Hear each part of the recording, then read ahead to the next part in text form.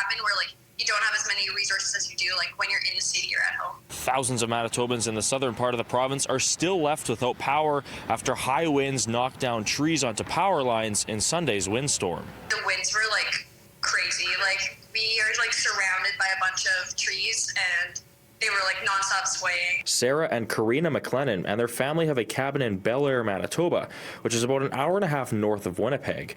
They say they have never seen a windstorm of this caliber and were surprised by the amount of damage they saw. We've never had a power outage while we've been at the lake the past like couple of years. Like that's never happened, so it was pretty big of a shock. At the peak of the windstorm, Manitoba Hydro reported around 18,000 customers without power on Sunday.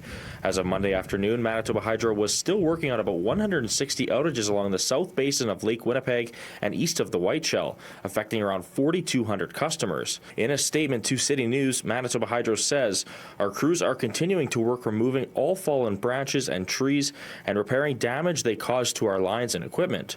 We expect to have all remaining customers restored by about 10 o'clock tonight." Environment Canada had issued several wind warnings for southern Manitoba, including Winnipeg. Data from Environment Canada says Victoria Beach reached wind speeds of over 100 kilometers per hour. Winnipeg was slightly below that, reaching around 87 kilometers per hour. Scott Kaler, chief scientist of WeatherLogic, says these types of windstorms are rare in the summer and are more common in the winter when there are stronger weather systems moving across the prairies. The last big storms of this nature would have been the superstorm of October 2010, when we saw a lot of severe flooding on the south shores of the Manitoba Lakes. And since then, there have been some more localized strong wind events, but I don't recall many of this magnitude since that last one in October of 2010. Kaler says in the transition season between summer and fall, cold air is coming from the north and meeting with a warm air from the south.